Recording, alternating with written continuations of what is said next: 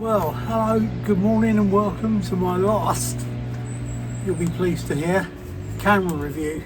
This is number 7 of 7. Today we're going to be reviewing Canon's R3. This one here. Excuse my orange camera bracket underneath, but it's good for holding the thing as well. There you go. This was Canon's flagship up until the back end of 2024, but this is still in production and still made today because it was so good. The one that's taken its place as a flagship is the Canon R1, which in fact is about 100 grams heavier than this. This one is extremely lightweight for what it looks. Very, very lightweight. It is compared to the others, put it that way. We're going to be reviewing this camera today, and I'm going to be doing my usual spiel of what I know about it. That includes faults as well as the benefits of it. And you join me here today. We're at Night's Haze, and I'm sorry about the machinery going in the background, but that's the gardeners for you, I'm afraid, but they will have to live with that one. Anyway, thanks very much, and let's get into the video. Right, this is the Canon R3 body. It's a view from your front, and I'll be going through all the buttons as usual, if I can remember them all. And that's the right hand side, and that's your back. Your flip out screen, as most Canons have these days. There you go, that's closed down. Open. And this side we've got no more holes as you normally get. And excuse my orange camera bracket, which I'll show you what I do with that anyway a bit later on. This is a superb camera. When I do these camera reviews, and this being the last review I'm going to be doing, it's just to prove that we are here. There you go. 1/100th of a second. ISO's 100. It's f9. And the focal length is 24mm. I'll take the shot, and it's a 2-second timer. I'll take the shot and put it up for you.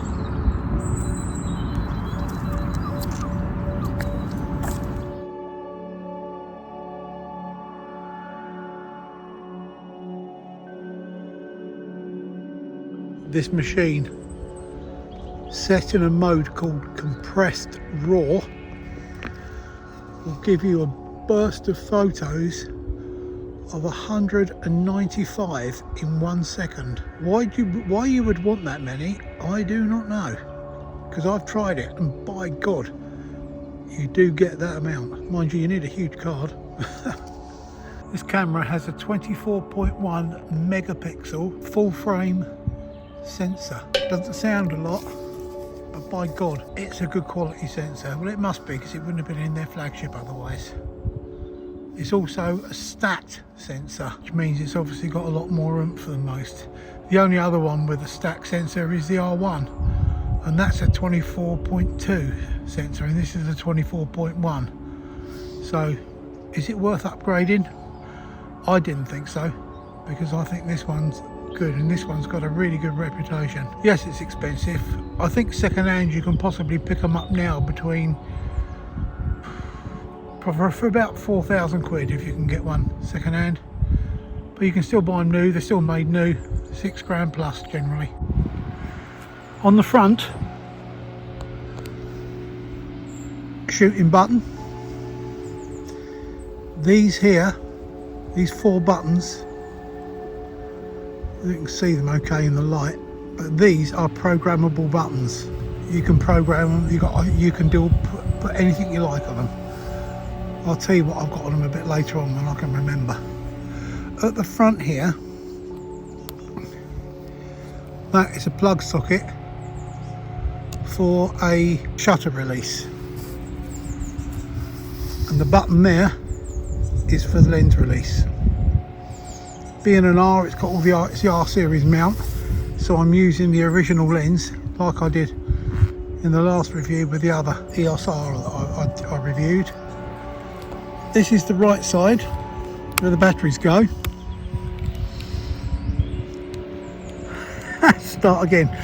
This is the right side where the cards go, and you've got two cards in this. This one isn't a CF card. It's known as a CF Express, which is different, because if you can see in there, I don't know if you can see in there, there's like three large openings on the top of it. You can see that or not. These are allegedly a lot faster than the old CF cards or the SD cards. In there as usual, click into place. Behind that, with these dainty fingers of mine, usual slot SD card, and that goes back in there, and you can shut that up. Portrait mode, as I said I would, showing them trees.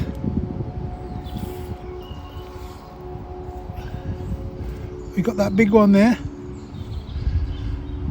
You probably can't see it on here, but beyond those trees there is another one with a gorgeous branch formation. So what I'll do, I'll take the shot and put it up for you. Somebody just walked straight in my picture.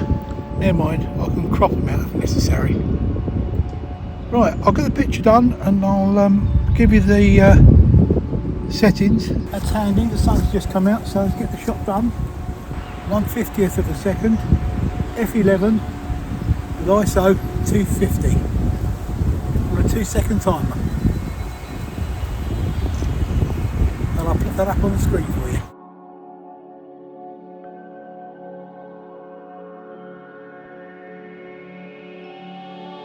Right, the AF focusing on this is superb.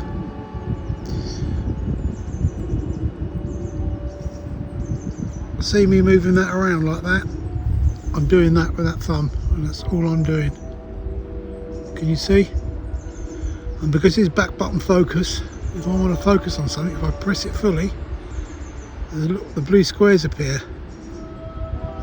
Find an individual flower you want, say for example that one up there. That's set on 2/50th of a second, and I'll take that shot and we'll zoom in on that and I'll put that up for you.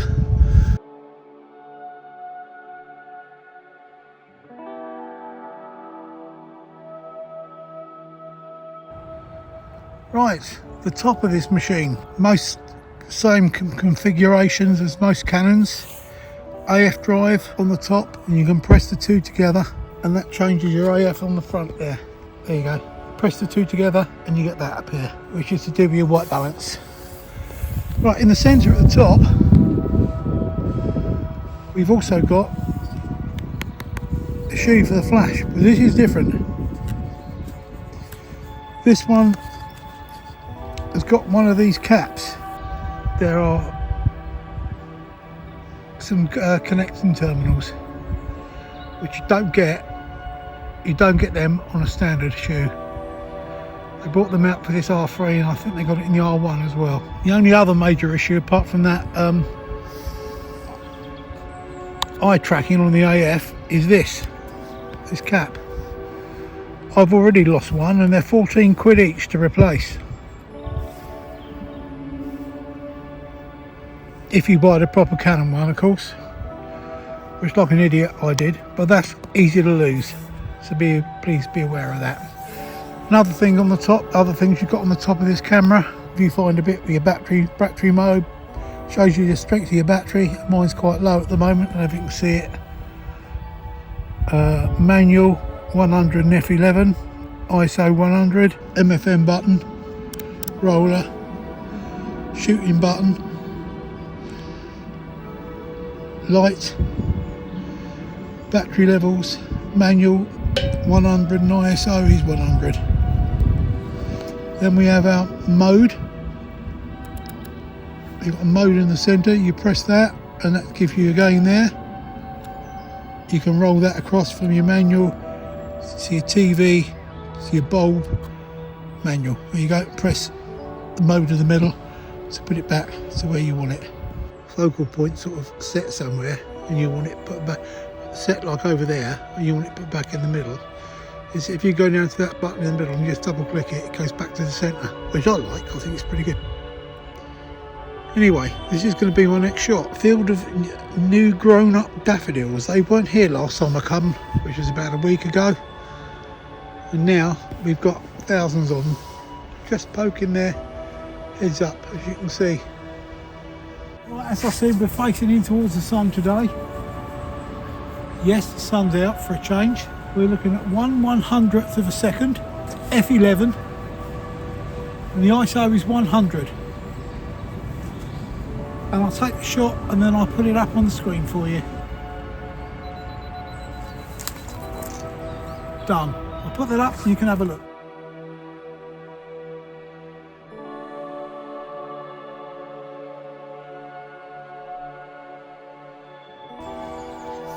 Right, back of the camera.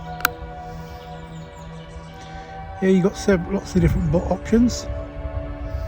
You've got your menu button there, your rate and voice recording. That's, you can record while you're taking a photo. So you could say, like if I was taking this one here, I could say trees at night's haze, and it'd record that onto your hard disk if I press that. Over here you've got your choice of your movie or your stills, and I just set that to stills. The button underneath this one here is like a joystick. You can move this around, so you can move things up and down on the screen. This one here that says AF on, I've got this set to this one here. I've got this AF on, I've got this set to back button focus, and also because when you rest your finger on this and slide it around like that, you move your cursor around the screen. I'll show you that in a minute. And up here you've got your zoom buttons in and out. There's your Q button, which is part of your menus, as well as your info button there as well. And then here you've got your wheel with your set button in the middle. These buttons down here, this one and these ones here, and including this other sensitive one, which also does the same as this one here, those two, is for when the camera's in portrait mode, because you've got another roller there and you've got another firing button as well, which is around the front, which I forgot to say earlier. There, that's your firing button for when the camera's in portrait mode. This is movie taken with the Canon R3. Not as many birds as there were the other day when I filmed them for you, but hey ho. Just to give you a sample of the movies, really. Managed to get a little bit closer.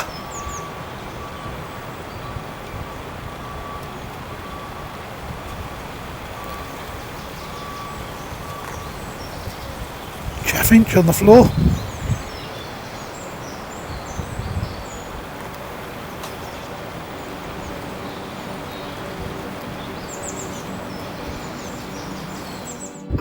Right, the left hand side of this camera. On the top left there we've got a microphone socket, followed by a headphone socket underneath. That's in there. On this side there is an HDMI and a plug for going directly into your computer. Underneath there you've got a telephone socket. It's a bit old at, but I don't know why it's there, but it is. And then this side, under here,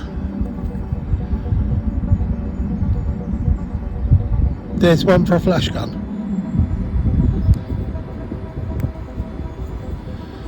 And on this same side we have the battery. And there you go, one of them big boy ones again. LPE4. Plenty of power, but I always take a spare, as you should. While I've been waiting for the sun to appear, I've just done a 6-shot stack using this R3, which I've done before, and as I'm speaking the sun's coming out. So I'll put this stack shot up for you as well, and I'm just going to do a, providing the sun shows its head, 1/20th of a second, f11, ISO 100 and a focal length of 30, and I'll take the shot as soon as the sun comes out, which hopefully shouldn't be very long, and I'll put you back on when it does. Here's the shot. The sun's out quick. It's gone down to 1/100th of a second because of the sun. Go. Done. Not bad. Makes a hell of a difference. We'll take another one just to be on the safe side.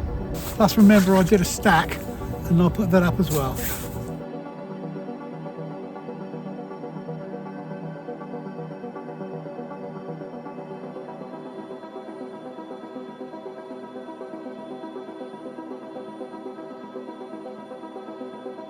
I picked up this leaf on my travels today, making this video.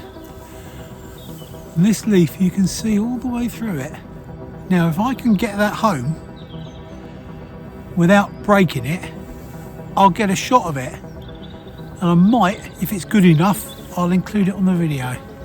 But I ain't making any guarantees.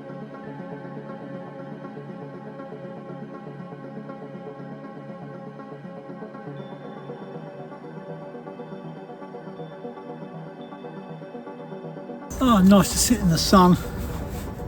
Makes a nice change.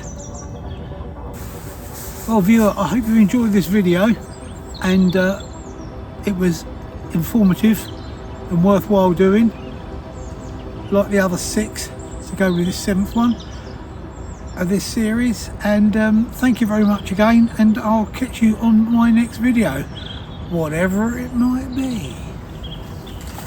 Cheers, thanks.